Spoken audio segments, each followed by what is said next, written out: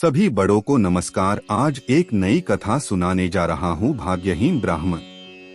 जो साथी मेरे चैनल पर पहली बार आए हैं, कृपा करके मेरे वीडियो को लाइक और शेयर करें। आप सभी से विनती है कि आप ये कहानी अपने बच्चों को जरूर सुनवाएं ताकि वे अपने जीवन में विकास करें।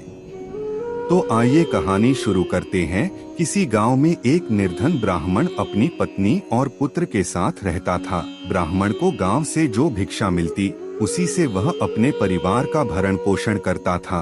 एक दिन ब्राह्मणी अपने पति से बोली, मुझे अपनी कोई चिंता नहीं है स्वामी, मैं आपके साथ भूखी प्यासी रहकर भी अपना जीवन व्यतीत कर सकती हूँ, लेकिन मुझे अपने बेटे की भूख प्यास नहीं देखी जाती। ब्राह्मण बोला, मैं तुम्हारी भावनाओं को समझता हूँ प्रिय, लेकिन भाग्य के लेख को विधाता भी नहीं बदल सकता। हमारे भाग्य में निर्धन रहना ही लिखा है।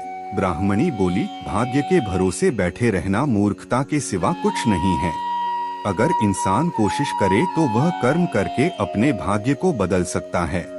आप कहीं परदेश में जाएं, मुझे विश्वास है कि आप वहां अच्छी आय करेंगे और हमारा भाग्य बदल जाएगा। ब्राह्मण बोला, तुम्हारी बात तर्कसंगत है प्रिय, मगर मुझे भिक्षा मांगने और पंडिताई के सिवा कोई काम नहीं आता। ब्राह्मणी बोली, हमारे गांव में आपकी पंडिताई की कोई कद्र नहीं है। किसी दूसरे गांव या नगर में आपकी पंडिताई चल निकले तो हमारे बुरे दिन फिर जाएं। अपनी पत्नी की सलाह मानकर ब्राह्मण दूसरे नगर में पहुंच गया। उसका दुर्भाग्य उस पर घात लगाए बैठा था। नगर में उसे कोई टके सेर पूछने वाला भी नहीं मिला। हालातों को देखते हुए वह सोचने लगा कि इस नगर से उसका गांव ही अच्छा है। नगरवासी तो पूरे नास्तिक हैं, उसे भिक्षा तक भी देने को तैयार नहीं है। यह सोचकर वह थक हार कर अपने गांव लौट आया और पहले की भांति पंडिताई करके और भिक्षा मांगकर अपना गुजरा करने लगा।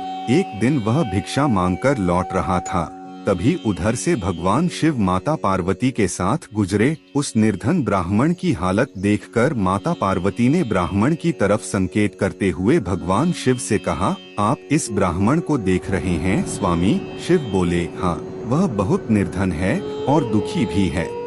पार्वती बोली, आप उसके दुख का निवारण करें नाथ। एक तो ब्राह्मण, दूसरे दरिद्र, मुझसे उसका दुख देखा नहीं जाता। शिव बोले, यह मृत्युलोक है प्रिय, यहाँ हर प्राणी किसी न किसी दुख से त्रस्त है। सब अपने अपने कर्मों का फल भोग रहे हैं। तुम किस किस का दुख दूर कराओगी? पार्वती बोली, आपको उस निर्धन ब्राह्मण को धनवान बनाना होगा स्वामी। शिव बोले, वह भाग्यहीन है पार्वती, उसके भाग्य में फटे पुराने कपड़े और रूखा सूखा भोजन ही लिखा है।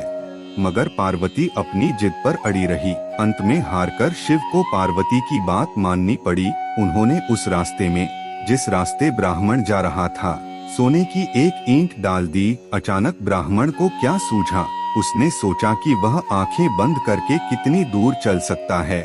यह सोचकर वह अपनी आंखें बंद करके चलने लगा और सोने की ईंट के बिल्कुल समीप से होकर आगे गुजर गया।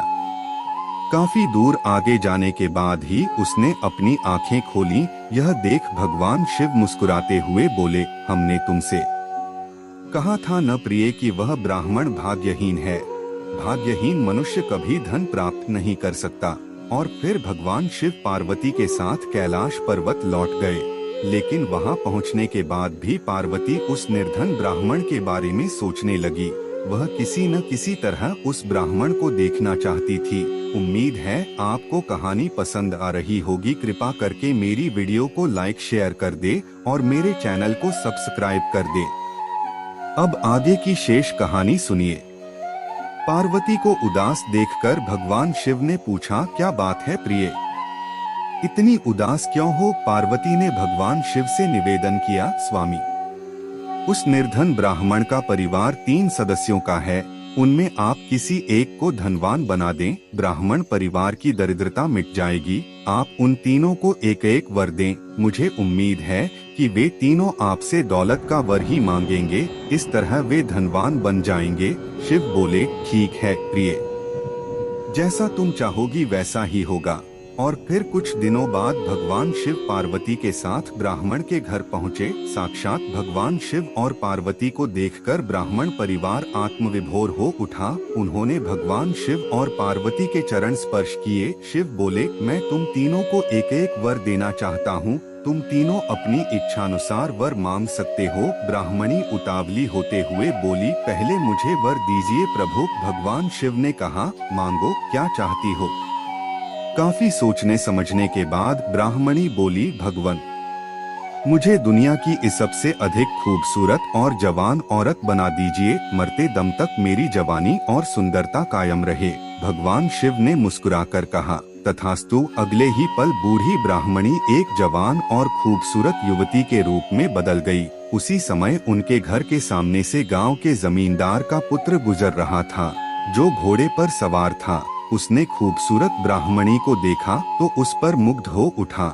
वह इस खूबसूरत ब्राह्मणी से शादी करेगा। यह सोचकर उसने उसे अपने घोड़े पर बैठाया और घोड़ा अपनी हवेली की तरफ दौड़ा दिया। यह देख ब्राह्मण अपनी छाती पीटते हुए विलाप करने लगा, हाय मेरी पत्नी, रो मत ब्राह्मण श्रेष्ठ। तुम भी मुझसे कोई वर मांग लो, जो मांगोगे तुम्हें मिलेगा। भगवान शिव सांत्वना देते हुए बोले, मेरी पत्नी को वापस बुला लीजिए प्रभु, मुझे इसके सिवा कुछ भी नहीं चाहिए। ब्राह्मण ने निवेदन करते हुए कहा। भगवान शिव बोले, तथास्तु। देखते ही देखते ब्राह्मणी वहां खड़ी थी। अपनी पत्नी को अपने सामने देखकर ब्राह्मण ने राहत की सांस ली। भगवान शिव ने ब्राह्मण पुत्र से कहा, तुम क्या वर मांगते हो बेटा। ब्राह्मण पुत्र ने काफी सोचने समझने के बाद कहा, भगवान, मुझे कुछ नहीं चाहिए, लेकिन आप मेरी माँ को पहले जैसी बूढ़ी बना दीजिए। तथास्तु। भगवान शिव ने कहा और अगले ही पल ब्राह्मणी पहले के समान बूढ़ी हो गई। ब्राह्मण परिवार की मूर्खता पर पार्वती ने अपना माथा पीट लिया। सोचने लगी कि तीनों ही वास्तव में ही भाग्यहीन हैं। विधि ने उनके भाग्य में जो लिख दिया है उसे देवी देवता भी नहीं बदल सकते। पूरी कहानी ध्यान से सुनने के लिए धन्यवाद। अंत में यही कहूँगा, ईश्वर आप सभी को सुखी रखे और अपना ख्याल रखे। उम्मीद है कि आपको यह कहानी पसंद आई होगी। आपका कोई भी सुझाव है तो मुझे कमेंट में कह सकते हैं। कृपा करके आप मेरे चैनल को सब्सक्राइब करें और मेरी वीडियो को लाइक करें, ताकि मुझे धार्मिक वीडियो बनाने का हौसला मिलता रहे और आप सबका प्यार भी मिलता रहे। कृपा मेरे चैनल को सब्सक्राइब करें। अब मैं मिलता हूँ आपको अगली वीडियो में।